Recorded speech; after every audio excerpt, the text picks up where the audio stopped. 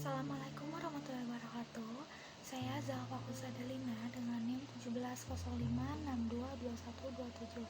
Di sini saya akan memaparkan materi pendidikan kewarganegaraan tentang integrasi nasional bangsa Indonesia.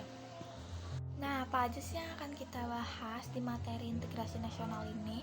Yang pertama ini ada definisi integrasi nasional, lalu yang kedua ada jenis integrasi nasional, lalu yang ketiga ada pentingnya, apa sih pentingnya integrasi nasional, dan yang keempat ini ada contoh kasus dari integrasi nasional itu sendiri. Nah, yang pertama itu ada definisi integrasi nasional. Nah, apa sih integrasi nasional itu? Integrasi nasional ini merupakan penyatuan atau asimilasi bangsa-bangsa sehingga menjadi satu kesatuan yang utuh. Nah, ada pula dari segi antropologis, integrasi nasional itu merupakan proses penyesuaian diri dengan beberapa faktor budaya untuk mencapai keselarasan fungsi-fungsi yang ada dalam kehidupan masyarakat. Nah, jadi pada dasarnya integrasi nasional ini merupakan konsep penting yang perlu dipahami oleh semua warga negara. Nah, ada lagi pengertian integrasi nasional menurut para ahli. Saya mengambil menurut Howard Lugins. Integrasi nasional ini merupakan penyatuan bagian-bagian individu masyarakat menjadi satu kesatuan atau satu keutuhan yang lebih utuh untuk penyatuan banyak komunitas kecil ke dalam satu negara. Lalu yang kedua ini ada jenis-jenis integrasi. Integrasi apa sih yang terjadi dalam berbangsa dan bernegara ini? Itu yang pertama ada integrasi asimilasi. Integrasi asimilasi ini merupakan bentuk integrasi perpaduan dua budaya atau lebih yang menghilangkan ciri-ciri budaya asli yang diterima dari masyarakat itu sendiri.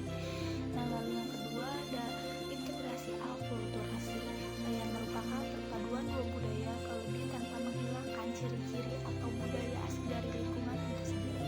Lalu yang ketiga ini ada integrasi normatif yang merupakan integrasi yang didasarkan pada norma-norma yang menghubungkan masyarakat itu sendiri.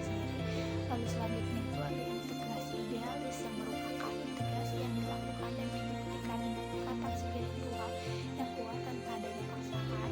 Lalu yang terakhir ada integrasi fungsional yang merupakan integrasi yang berlangsung untuk fungsi tertentu semua pihak dalam masyarakat itu sendiri. Nah, lalu selanjutnya ini ada apa sih pentingnya integrasi nasional itu? Nah, integrasi nasional ini sangat penting atau sangat diperlukan oleh bangsa kita, bangsa Indonesia, karena integrasi nasional ini dapat mempersatukan perbedaan-perbedaan yang banyak sekali yang ada di Indonesia ini, sehingga tidak adanya konflik yang terjadi atau menyebabkan perpecahan yang dikarenakan perbedaan semacam perbedaan dari suku tertentu dan perbedaan-perbedaan lainnya yang memiliki bangsa Indonesia.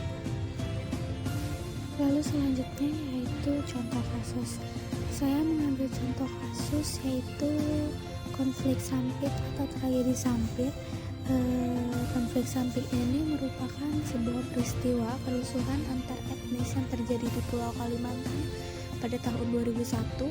Bermula sejak 18 Februari 2021, konflik ini berlangsung sepanjang tahun tersebut.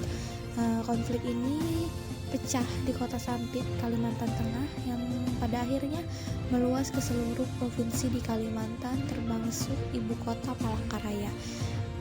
Konflik ini melibatkan dua buah etnis antar suku, Dayak asli dan warga imigran Madura dari Pulau Madura. Konflik ini juga pecah pada tanggal 18 Februari 2001 ketika dua warga Madura diserang oleh sejumlah warga Dayak. Nah, konflik ini juga mengakibatkan lebih dari 500 kematian dengan lebih dari 100.000 warga Madura kehilangan tempat tinggal di Kalimantan. Dari laporan data, tidak sedikit warga Madura yang juga ditemukan dipenggal kepalanya oleh masyarakat Dayak. Lalu selanjutnya yaitu latar belakang dari konflik tragedi Sampit ini.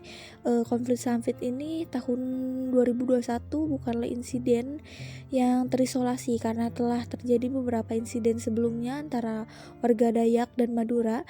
Konflik besar ini terakhir terjadi pada bulan Desember 1996 dan Januari 1997 yang mengakibatkan 600 korban tewas.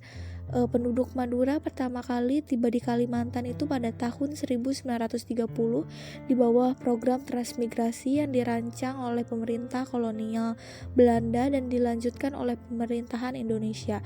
Nah, pada tahun 2000 transmigran membentuk 21% populasi Kalimantan Tengah.